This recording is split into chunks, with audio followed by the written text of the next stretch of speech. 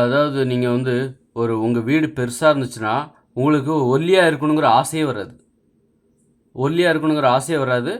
அப்போ அதனால் என்ன பண்ணுவீங்க, உண்ணாவிரதம் இருக்கணுங்கிற ஆசையெல்லாம் வரவே வராது. ஒல்லியாக இருந்தால் தான் ஒரு உடம்பு அழகாக இருக்கும். அந்த உடம்பு எளிதாக வேலை செய்யும், குனியும், நிமிரும், எழுந்திருக்கும், நடக்கும், ஓடும், காற்றாக பறக்கும்.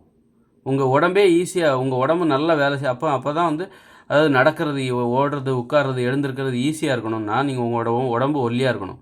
அதுவே உங்கள் உடம்பு வெயிட்டு போட்டுச்சுன்னா உங்களால் நடக்க முடியாது, மூச்சு வாங்கும், குனிய முடியாது, உட்கார முடியாது, எழுந்திருக்க முடியாது, சோம்பேறித்தனம் வரும்.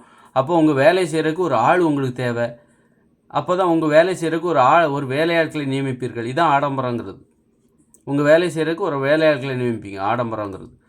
அப்போது நீங்கள் வந்து பெரிய வீடுகளை கட்டினீங்கன்னா உங்களுக்கு என்ன ஆகும் அப்படின்னா, உங்கள் உடம்பும் பெருசாகும். அதாவது உங்கள் வீட்டை நீங்கள் பெருசாக காமிக்கிறதுக்கு ஆசைப்படுறீங்க.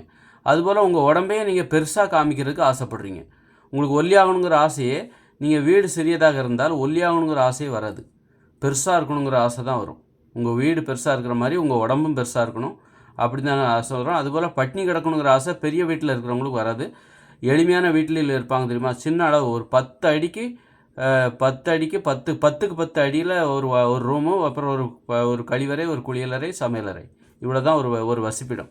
10க்கு 10 ஒரு அறை, படுக்கை அறை, அப்புறம் கழிவறை, ஹாலு, சமையக்கட்டு, அதெல்லாம் கிடையாது. 10க்கு 10 ஒரு ரூமு, அப்புறம் கழிவறை, குளியலறை, சமையலறை, இப்படி தான் ஒரு வீடு, ஒருவருக்கான வீடு. இந்த மாதிரி ஒரு வீட்டில் இருந்தீங்கன்னா நீங்கள் ஒல்லியாக தான் ஆவீங்க. ஒல்லியாக இருக்கணுங்கிற ஆசை உங்களுக்கு அதிகமாக இருக்கும். உங்கள் உடம்பே அழகாக இருக்கும். ஒல்லியாக இருக்கிறவங்கள பார்த்தாலே பொறாமப்படுவாங்க. அவங்களால ஈஸியாக நடப்பாங்க, ஓடுவாங்க, உட்காருவாங்க, எழுந்திருப்பாங்க, நல்ல உடல் உழைப்பார்கள், சுறுசுறுப்பாக இருப்பார்கள், தன்னம்பிக்கையோடு இருப்பார்கள். அவர்களுக்கு தாழ்வு மனப்பான்மை இருக்குது. அதுவே குண்டாயிட்டிங்கன்னு வச்சுக்கோங்களேன், குண்டாயிடுச்சுன்னா ரொம்ப குண்டுன்னு கிடையாது. இயல்பாக நீங்கள் ஒரு 50 கிலோ இருக்கணும்னா 60 கிலோ ஆகிட்டிங்கனாலே, அல்லது 55 கிலோ ஆகிட்டிங்கன்னா, 50 கிலோ இருக்க வேண்டிய நீங்கள் உங்கள் உயரத்துக்கு நீங்கள் 55 கிலோ ஆகிட்டாலே உங்களுக்கு தாழ்வு மனப்பான்மை வந்துடும். உங்களால் வேகமாக ஓட முடியாது, வேகமாக நடக்க முடியாது, குனிந்து நிமிர்ந்து வேலை செய்ய முடியாது, உட்கார்ந்து எழுந்து வேலை செய்ய முடியாது, தாழ்வு மனப்பான்மை ஏற்படும். அப்போ அந்த குண்டாகிறதுக்கு என்ன காரணம் அப்படின்னா உங்கள் ஆசை தான் காரணம். நீங்கள் ஒருத்தர் ஒல்லியாக இருக்கிறதுக்கு என்ன காரணம், அவருடைய ஆசை தான் காரணம். அந்த ஆசை எங்கேருந்து பிறக்குதுன்னா எளிமையான இருப்பிடத்திலிருந்து தான் பிறக்குது. எளிமையான இருப்பிடத்தை ஏற்றுக்கொள்ள வேண்டும். அதுவே வந்து வீடு சின்னதாக தான் இருக்குது, ஆனால் அவர் குண்டாக இருக்காரே அப்படின்னு நீங்கள் என்கிட்ட கேட்கலாம். ஒருத்தரோட வீடு சின்னதாக தான் இருக்குது, அவர் குண்டாக இருக்காருன்னா மனசுக்குள்ளே ஆடம்பரமாக வாழணுங்கிற ஆசை இருக்கும். அவருக்கு வாழ்கிற அந்த எளிமையான வாழ்க்கையை அவர் ஏற்றுக்கொள்ளாமல் இருப்பார். எளிமையான வீட்டில் வசித்தால் மட்டும் போதாது, அந்த வாழ்க்கை தான், அந்த வீடு தான், அந்த சின்ன வீடு தான், அந்த எளிமையான வீடு தான் சரி என்று அவர் ஏற்றுக்கொண்டு வாழ வேண்டும். அப்படி வாழ்ந்தால் தான் எளிமையான வாழ்க்கை, எளிமையான வீடு தான் சரியானது என்று ஏற்றுக்கொண்டு வாழ வேண்டும். அப்படி வாழ்ந்தால் தான் உங்களுக்கு வந்து ஒல்லியாகணுங்கிற அந்த ஆசையை வரும். குண்டா ஆகக்கூடாது. இயல்பாக உங்களால் குண்டாவே ஆக முடியாது. சின்ன வீட்டில் வச்சிட்டிங்கன்னா அந்த வீடு தான் சரி என்று எளிமையான வாழ்க்கையை ஏற்றுக்கொண்டு வாழ வேண்டும். ஏற்றுக்கொண்டு வாழ்ந்தால் நீங்கள் வந்து அதே நேரத்தில் உணவுலையும் கட்டுப்பாடு. இந்த அரிசி, கேழ்வரகு, கோதுமைலாம் சாப்பிடக்கூடாது. அது மாதிரிலாம் சாப்பிட்டா, அதை வீடே இல்லைன்னா கூட சின்ன வீட்டில் வசித்தா கூட அரிசி, கேழ்வரகு, கோதுமையெல்லாம் சாப்பிட்டா குண்டாக தான் ஆவாங்க. சோம்பேறித்தனம் வரும், அடிமைத்தனம் வரும். அதனால் வந்து அரிசி, கேழ்வரகு, கோதுமை சாப்பிடக்கூடாது. வீடு சின்னதாக இருக்கணும். உணவில் கட்டுப்பாடு தேவை. இருப்பிடத்தில் கட்டுப்பாடு, இருப்பிட கட்டுப்பாடு, உணவு கட்டுப்பாடு. நோய்களை தருகிற உணவுகளை சாப்பிடக்கூடாது. இருப்பிட கட்டுப்பாடுன்னா சோம்பேறித்தனத்தை ஏற்படுகிற வீடு பெருசாக இருக்கக்கூடாது. அதுதான் இருப்பிட கட்டுப்பாடு, வசிப்பிட கட்டுப்பாடு. இந்த மாதிரி ஒரு வாழ்க்கை முறை என்பது இருந்துவிட்டால் நீங்கள் ஒல்லியாவதை யாராலும் தடுக்க முடியாது. குண்டாகிறதுக்கு காரணமே உங்களுடைய ஆசை தான். அந்த ஆசை எங்கேருந்து வரணும், உங்கள் வீடு பெருசாக இருக்க மாதிரி உங்கள் உடம்பு பெருசாக இருக்கணும்னு நினைக்கிறீங்க. உங்கள் வீட்டை காட்டி மற்றவங்கள பயமுறுத்தன்னு நினைக்கிறீங்க. என் வீடை பாரு, எவ்வளோ பெருசு பாரு. உங்கள் வீடு தான் உங்களுடைய பெருமையாக மற்றவர்களுக்கு உணர்த்த நினைக்கிறீங்க, பயமுறுத்த நினைக்கிறீங்க. உங்கள் வீட்டை பெருசாக கட்டி பிறரை அச்சுறுத்துகிறீர்கள்.